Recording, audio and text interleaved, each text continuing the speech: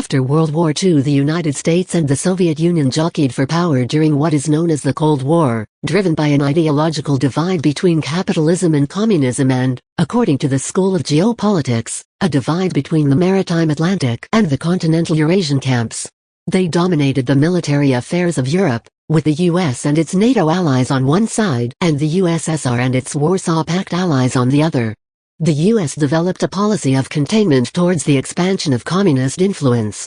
While the US and Soviet Union engaged in proxy wars and developed powerful nuclear arsenals, the two countries avoided direct military conflict. The US often opposed Third World movements that it viewed as Soviet-sponsored.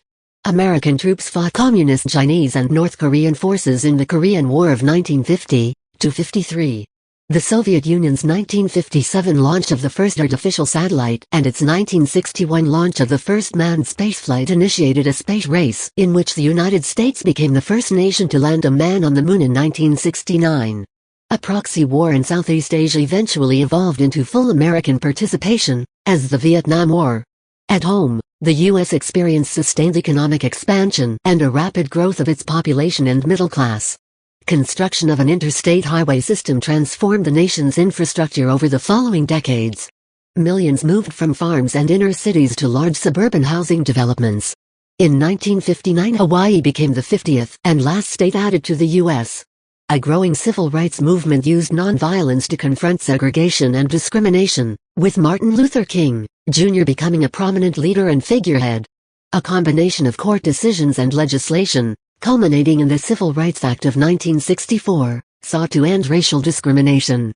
Meanwhile, a counterculture movement grew which was fueled by opposition to the Vietnam War, black nationalism, and the sexual revolution.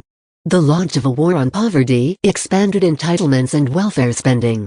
The 1970s and early 1980s saw the onset of stagflation. After his election in 1980, President Ronald Reagan responded to economic stagnation with free market-oriented reforms. Following the collapse of détente, he abandoned containment and initiated a more aggressive rollback strategy towards the USSR. After a surge in female labor participation over the previous decade, by 1985 the majority of women aged 16 and over were employed. The late 1980s brought a thaw in relations with the USSR, and its collapse in 1991 finally ended the Cold War. This brought about unipolarity with the U.S. unchallenged as the world's dominant superpower. The concept of Pax Americana, which had appeared in the post-World War II period, gained wide popularity as a term for the post-Cold War New World Order.